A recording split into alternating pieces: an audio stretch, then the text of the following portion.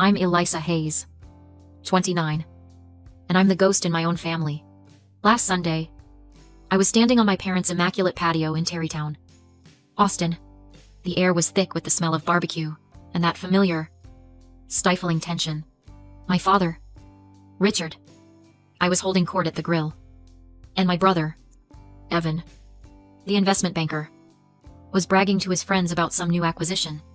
I finally found a pause, took a small breath, and said, "I'm actually looking at buying an apartment."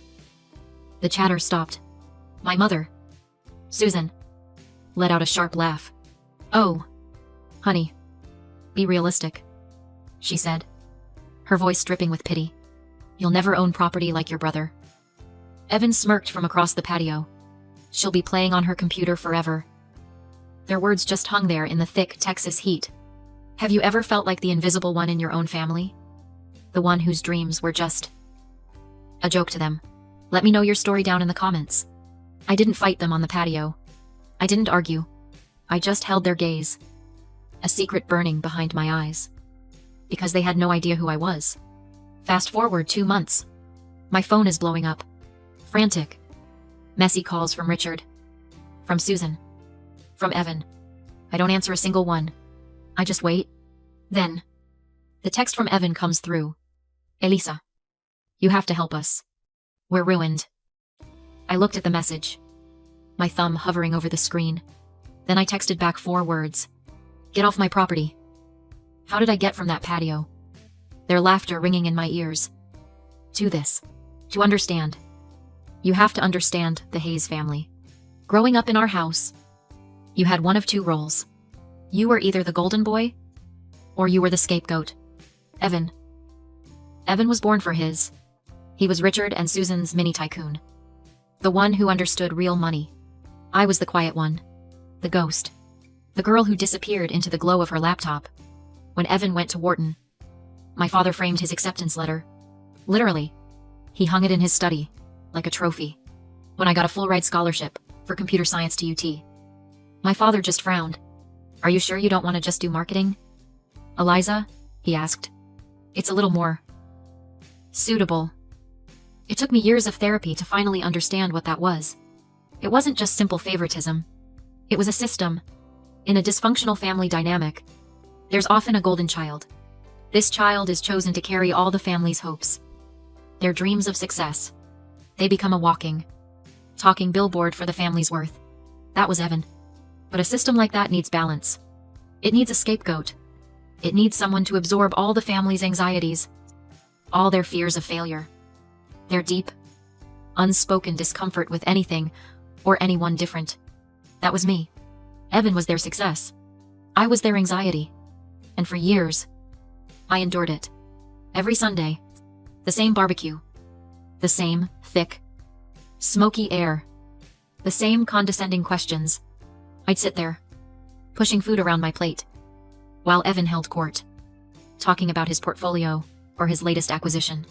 My parents would just beam. "That's our boy." My dad would say, "He just gets it." Then, the spotlight would inevitably turn to me. "So, Elisa," my mother would say, her voice always a little too bright. Still, tinkering with that little coding project. I'd try to explain. "It's an AI-driven financial analysis app," I'd say. "It uses predictive modeling to identify market." My father would just pat my head. Literally, pat my head like I was a golden retriever.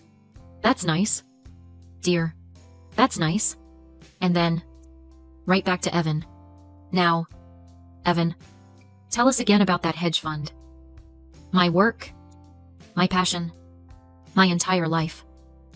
It wasn't real to them. It was a little project, a hobby. After a while, I stopped trying to explain. I just nodded. I smiled, and I let them think I was the failure they needed me to be. Their dismissal became my fuel. Every laugh, every pat on the head, every "That's nice, dear." I collected them like kindling. I stopped trying to explain. I just worked. I'd leave those suffocating Sunday barbecues, their condescension literally ringing in my ears, and I'd drive to a small, shared office space downtown. The fluorescent lights of that co-working space felt more like home than my parents' perfectly maniciled lawn. There, I'd meet my co-founder, Leo Kim. Leo was my real family.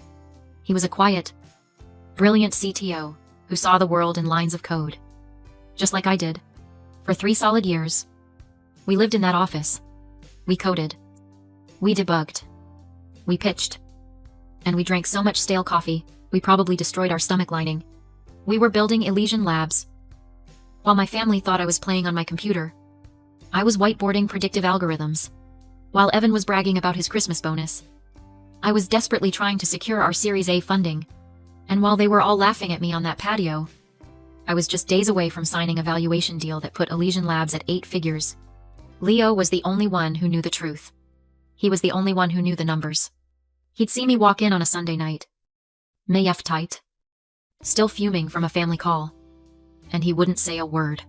He'd just turn his laptop screen toward me and point to the user growth chart. Let them talk. Elisa, he'd say, a small smile on his face. They have no idea. We're building the future. He was right. They had no idea. And really, how could they? This is something I've thought a lot about. This blindness to illegible success. My family. They were obsessed with real money. They understood things they could see. They understood a bank. A law firm. A stock portfolio. A brick and mortar house in Tarrytown. That, to them, was real. My success? It was illegible. It didn't look like their definition of wealth. It was just lines of code on a screen. It was user data in the cloud. It was a digital asset that had no physical form. In their eyes, if you couldn't touch it, if it wasn't a heavy, polished thing you could show off at a barbecue, it simply didn't exist. My brother's investment fund was a real job. My 8-figure tech company was a little project. I stopped being angry about it. I just let the work speak for itself. I let their blindness be the shield I built my empire behind. And I knew, one day, I'd build something they couldn't ignore. After that last barbecue, the one where Evan smirked and said I'd be playing on my computer forever, something inside me didn't just break. It crystallized. The anger, the years of quiet humiliation, it all burned away. What was left was this cold, hard clarity. I wasn't building an empire anymore, just to prove them wrong. I was building my exit. I stopped going to the Sunday barbecues. I just said I was busy with my project. They didn't push. Why would they? The ghost was just being a ghost. My project became my entire life. I was at the office with Leo almost 24 hours a day. We hammered out the final bugs in the algorithm. We optimized the user interface. We worked until our eyes burned. And then, the offer we had been waiting for finally came through. Not just an investment this time. A full acquisition offer. An 8-figure valuation. When the money hit my personal bank account, my hand wasn't even shaking. I just stared at the number on the screen. All those zeros. It didn't feel real. It was just data. But it was the one kind of data my family would finally be able to read. I didn't buy a new car. I didn't go on vacation. I opened a real estate website. And I wasn't looking in Tarrytown. I wasn't looking anywhere near their old money. Manicured lawn world. I was looking downtown. High up. I found it in a week. A penthouse. The kind of place that seems to float over the city. Wrapped in glass. It had this staggering view of the entire Austin skyline. It was everything my parents' heavy, dark wood home was not modern. Sharp. Unapologetic. And new. The price was $5 million. I walked through the empty space once with the real estate agent. I stood by the floor-to-ceiling windows. And for the first time in my life, I felt like I could actually breathe. I saw the place where I would build my new life. I'll take it, I said. The agent smiled. All teeth. And started pulling out his briefcase. Wonderful. We can start the mortgage application immediately. With your financials. I'm sure. No. I cut him off. That won't be necessary. I'll be paying cash. The look on his face. That look was the appetizer. Signing the papers was a quiet, clinical affair. Just me, and a very surprised lawyer.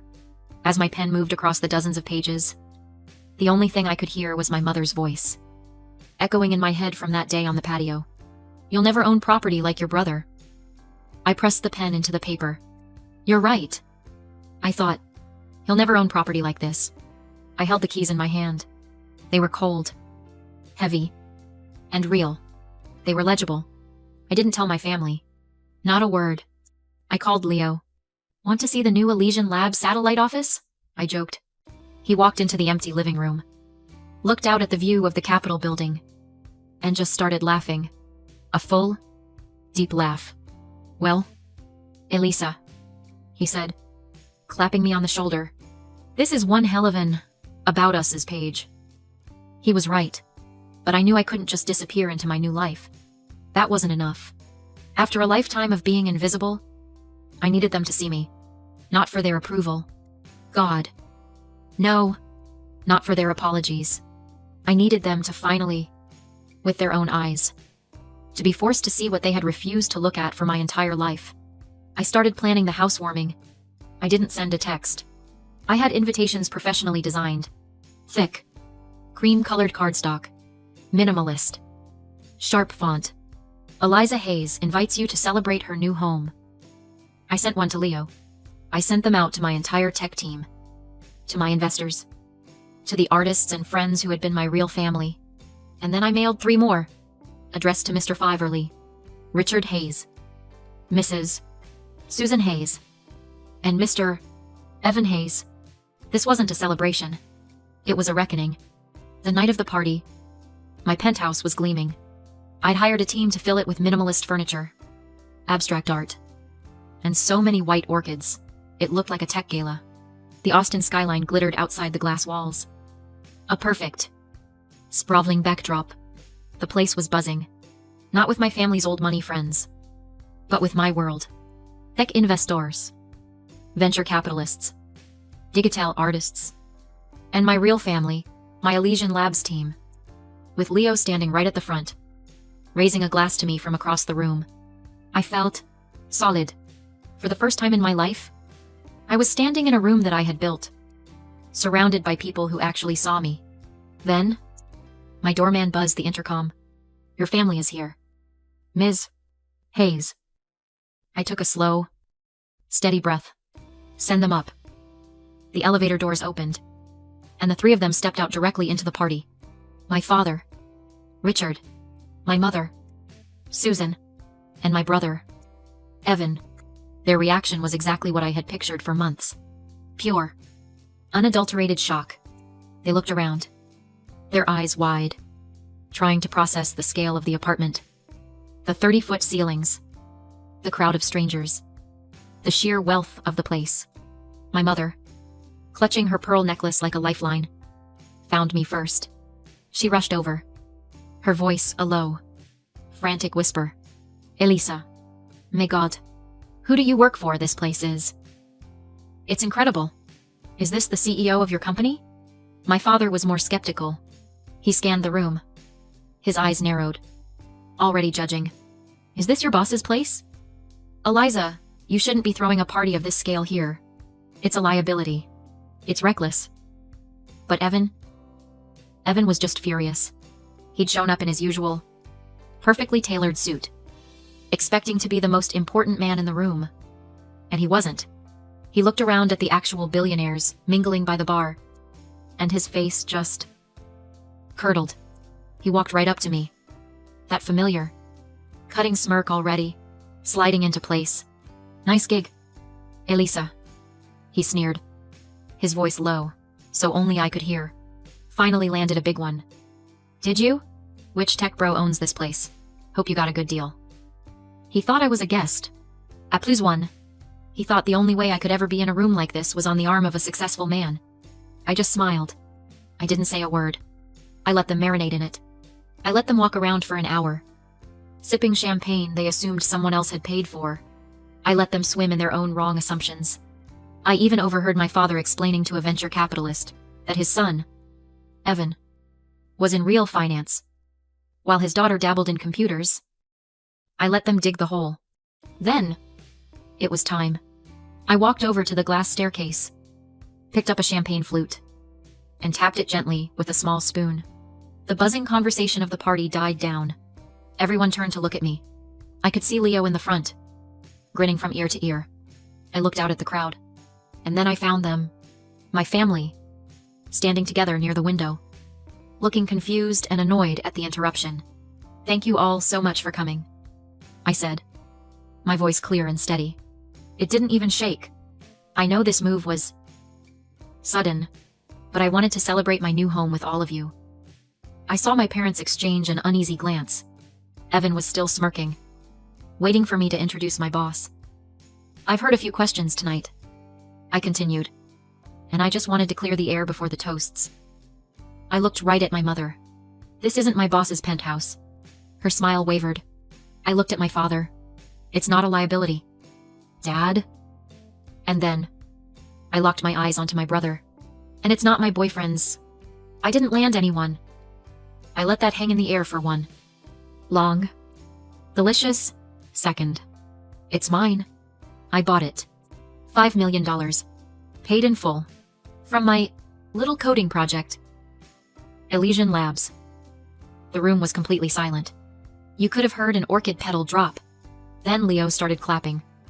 And in a second, the whole room erupted in applause and cheers. But I wasn't watching them. I was watching my family. It was better than I could have ever imagined. My father's jaw was slack. He looked like he'd been punched in the gut. My mother's face went completely white, her hand flying to her chest. Hair champagne flew tilting dangerously. And Evan. Oh, Evan. His smirk didn't just fade. It evaporated. It was like his entire face collapsed in on itself. He just stared at me. His eyes blank. His perfectly constructed world. The one where he was the golden boy, and I was the ghost. Just shattered. "How?" my mother whispered. But her voice was drowned out by the noise. "You're kidding," Evan muttered.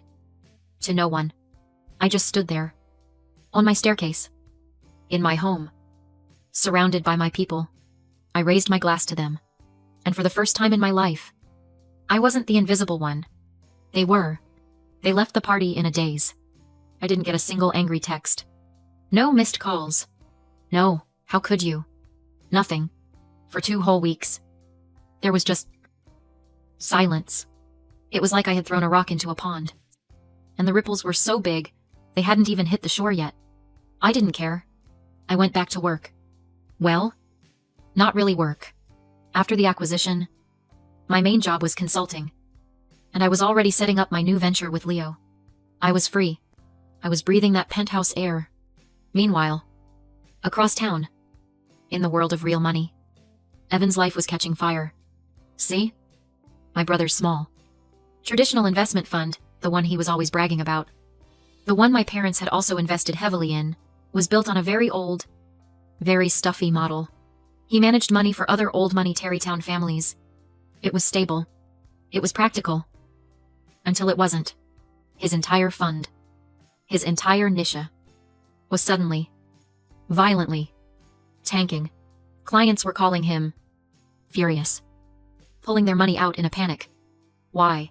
Because a new, disruptive, AI-driven financial app had just hit the market.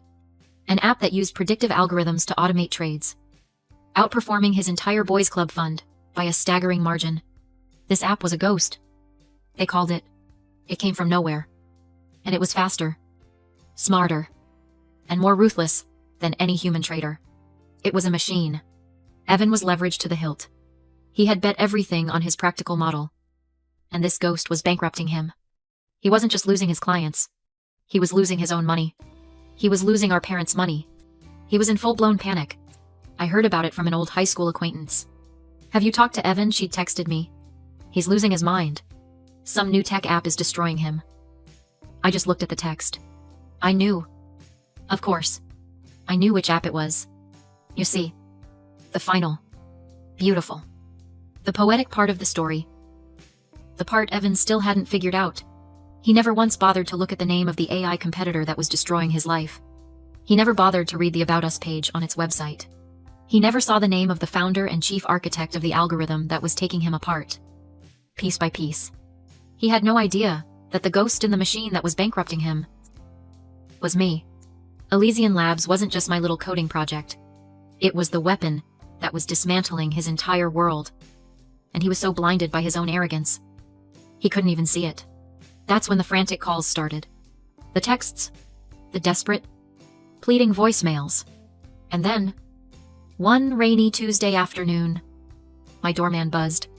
"Miss Hayes, your family is in the lobby." I paused. "Send them up."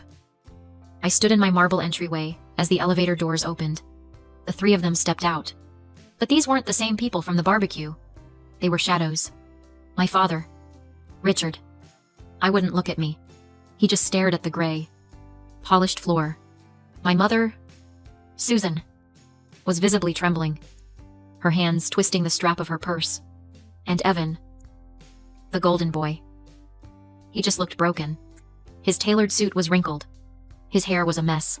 His eyes, usually so full of sharp, cutting arrogance, were just empty. My mother spoke first, her voice a thin, cracking whisper. "Elisa, we need your help." Evan just stared at the floor, silent. My father finally looked up, his face gray. "Your brother. His fund is gone. Elisa, everything. It's all gone." My mother let out a small sob. "The house in Terrytown," she whispered. It's in foreclosure. The bank is taking it." And then she did it. She surged forward, her manicured hands grabbing my arm, her nails digging into my skin. It was the first time she had touched me in, I don't know, maybe a year. "You're doing so well. Elisa, your company. It's so. You have to help us. You have to fix this. He's your brother. He's your brother." The magic words. The words that were supposed to unlock a lifetime of guilt. The words that had always worked. I looked at them. The three people whose approval I had once craved more than air. The three people who had built their identities on the fact that I was a failure. I waited to feel something. Anger. Pity. Old. Familiar. Pain. I felt nothing. No anger. No pity. Just quiet. A deep, cold, peaceful quiet. I gently unhooked my mother's fingers from my arm. I walked the few steps to my front door. The heavy, solid oak door of my home. I pulled it open. The city of Austin, my city, was sprawling out behind me. I looked at my father, at my mother, and then, finally, at my brother. "Get off my property." The words landed. Sharp. Final. Not screamed. Just stated. A fact. Their eyes widened. Stunned. "Elisa, please," my mother pleaded, her hands shaking. "We're your family." I just shook my head. "Once, you made your choice," I said. "Now I'm making mine." I closed the door on their stunned, broken faces, and I didn't look back. I didn't watch them leave. I turned around, walked over to my glass wall, and just watched the rain fall on the city. Their downfall was never my goal. It was just a consequence of their pride, their arrogance, and their willful, profound blindness. My work wasn't to save them. It was to save myself. That night, Leo and our old team came over. We ordered pizza and drank champagne. Sitting on the floor of my living room, mapping out our next venture on a giant whiteboard. We were alive. We were building. And I was, for the first time in my entire life, completely and totally free. There's a unique, quiet kind of grief, isn't there? When you have to make the choice to let go of your own blood, just to find yourself. People talk about the duty of family, but they never talk about the duty you have to save your own soul. They don't talk about the profound, aching pain of realizing that the people who were supposed to build you up are the very ones trying to suffocate you. Closing that door wasn't an act of revenge. It was an act of self-preservation. It was the final, necessary cut. It was choosing my own future over a toxic past that had tried to write me off as a little project. So, for anyone out there, anyone who has ever been made to feel small, or less than, or invisible by the very people who should have seen you first, Your value is not determined by their inability to see it. Build your own empire. Build your own home. And never, ever let them hold the keys